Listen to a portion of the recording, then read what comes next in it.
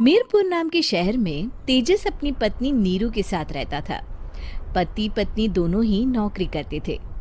एक दिन तेजस गांव अपनी माँ के पास फोन करता है। हेलो, प्रणाम माँ। जीते रहो माँ, तुम दादी बनने वाली हो हैं? अरे वाह, ठीक है बेटा, मैं कल ही आती हूँ। जब माँ जी शहर पहुंची तो बेटे बहू ने बहुत अच्छे से स्वागत किया। लीजिए माँ जी, चाय। अरे गर्मा गर्म पकोड़े ले आओ माँ के लिए। नीरू रसोई में गई और 2 मिनट में ही पकोड़े ले आई। जी ये लीजिए। बहू, जादू से बनाए हैं क्या? अभी तो रसोई में गई थी। यम्मी। माँ जी, शीला रसोई में पकोड़े तल रही है, मैं बस लेकर आई। हे भगवान, मेरा धर्म भ्रष्ट कर दिया तूने। अब तो गंगा जल से शुद्धिकरण करना होगा। दूसरे दिन, माँ जी मैंने नाश्ता बना दिया है, ऑफिस जा रही हूँ। पर अभी तो घर का सारा काम पड़ा है। शीला आती ही होगी, झाड़ू पोछा बर्तन कपड़े वो सब कर लेगी। हमारे जमाने में घर का सारा काम हम ही करते थे। जी माँ जी, आप बहुत होशियार हैं, मैं घर ऑफिस दोनों नहीं संभाल पाती। तो जरूरत क्या है घर से बाहर जाकर चाकरी करने की? वैसे भी घर का काम खुद करने से घर में बरकत आती है, समझी? पर माँ जी। पर वर कुछ नहीं, इस महीने की पगार मिले फिर ऑफिस बंद है। हाँ। रात को नीरू तेजस से कहती है, सुनिए जी, माँ जी बोल रही थी कि मैं नौकरी छोड़ दूं। वैसे ठीक ही तो है, अभी तुम्हें आराम की जरूरत है। फिर भी आराम कहाँ, शीला को छुड़ाने के लिए बोल रही थी।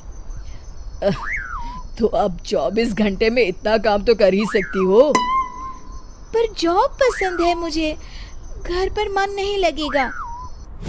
अगले दिन जब दोनों ऑफिस के लिए निकल रहे थे, मेरी तो कोई कीमत ही नहीं है इस घर में। माँ जी, आजकल महंगाई बहुत है, रहन सहन भी बदल गया है, दोनों नौकरी करते हैं तभी ठीक रहता है। अच्छा, तू कहना क्या चाहती है? मेरा बेटा तुझे बिठा के खिला नहीं सकता? तू ही इस घर का खर्च चला रही है, हैं? नहीं माँ जी, मेरा वो मतलब नहीं था। मतलब खूब समझती हूँ, ये बाल धूप में सफेद नहीं किए मैंने। हाँ।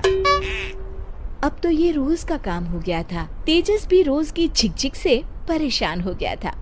एक दिन उसने कहा, नीरू, वैसे भी तुम्हें मैटरनिटी लीव मिलने वाली है, तो अभी से ही छुट्टी ले लो। पर क्या, मेरी सैलरी अच्छी खासी है। आखिर नीरू ने रिजाइन कर दिया। जब बच्चा हुआ तो घर में सब बहुत खुश हुए। कुछ दिनों बाद तेजस फाइल देख रहा था। क्या हुआ तेजस, कुछ परेशान लग रहे हो? हाँ, वो हमारी जितनी सेविंग्स थी वो तो हॉस्पिटल में और छठी के फंक्शन में खत्म हो गई है नीरू। और अभी वैसे मंदी चल रही है तो मैं बोल रही थी कल मुन्ना को हेपेटाइटिस का टीका लगवाना है। नीरू, क्या पोस्टपोन नहीं कर सकते? नहीं जी, बिल्कुल नहीं। अब तेजस को समझ में आ रहा था कि उससे गलती हुई है। पैसों की कमी का असर घर के माहौल पर भी पड़ रहा था। अगले दिन, बेटा मेरा चश्मा और ये दवाइयाँ ले आना, पर्चा देते हुए माँ जी ने कहा। जी। तेजस, मुन्ना के लिए दूध का डिब्बा और डायपर भी ले आना, और ये किराने के सामान की लिस्ट है, इसे भी लाना है। तेजस गुस्से में लिस्ट मरोड़कर फेंकता है और चिल्लाता है, पैसे क्या पेड़ पर उगते हैं? ये ले आना, वो ले आना। अरे पर ये जरूरत का सामान ही है। वो गुस्से में बिना कुछ कहे ऑफिस चला गया। अरे लंच तो ले जाइए। नीरू दौड़कर डिब्बा पकड़ाती है। एक दिन खाना खाने के बाद, नीरू,